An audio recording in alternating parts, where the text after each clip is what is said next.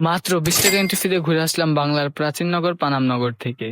আপনারা চাইলে এত সুন্দর একটি প্লেস থেকে ঘুরে আসতে পারেন। তো কিভাবে গেলে আপনাদের জন্য সহজ হবে, তো সেই ভিডিও নিয়ে আজকে আমি চলে আসলাম আপনাদের মাঝে। তো ভিডিওটি শুরু করা যাক।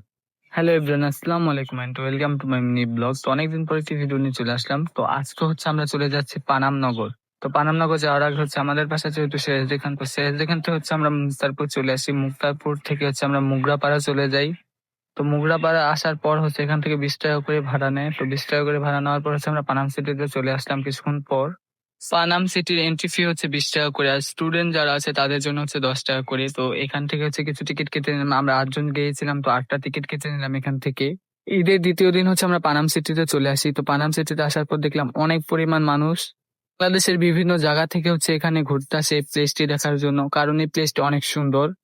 এই জায়গাটি নির্মাণ হয়েছিল হচ্ছে 1305 সালে। ভাবা যায় কত বছর আগের স্মৃতি এখনো আছে। তো এই প্লেসটিতে আপনি ঢুকলে বুঝতে পারবেন যে কতটা সুন্দর, আগের দিনের মানুষের কাজ এতটা সুন্দর ছিল।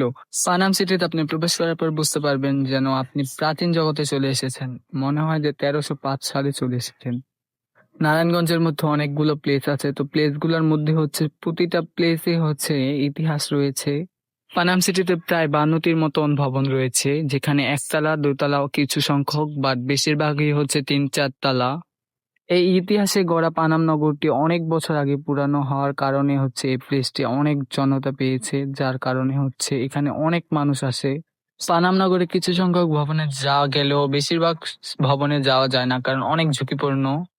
নারায়ণগঞ্জ এন্ড মুন্সিগঞ্জ থেকে কে কে আমার ভিডিওটি দেখছে অবশ্যই কমেন্ট করে জানাবে, এন্ড কে কে গিয়েছিলে এত সুন্দর একটি প্লেসে অবশ্যই তাও কমেন্ট করে জানাবে। কারণ কে স্ট্যাটিক ছবি তুলতে চায় তাদের জন্য এই প্লেসটি বেস্ট হবে, কারণ ছবি তোলার জন্য অনেক অনেক কর্নার আছে। বিশেষ করে আপুরা যারা শাড়ি পরে ছবি তুলতে ভালো করেন, আমি সাজেস্ট করবো যে এই প্লেসটি আপনাদের জন্য বেস্ট হবে।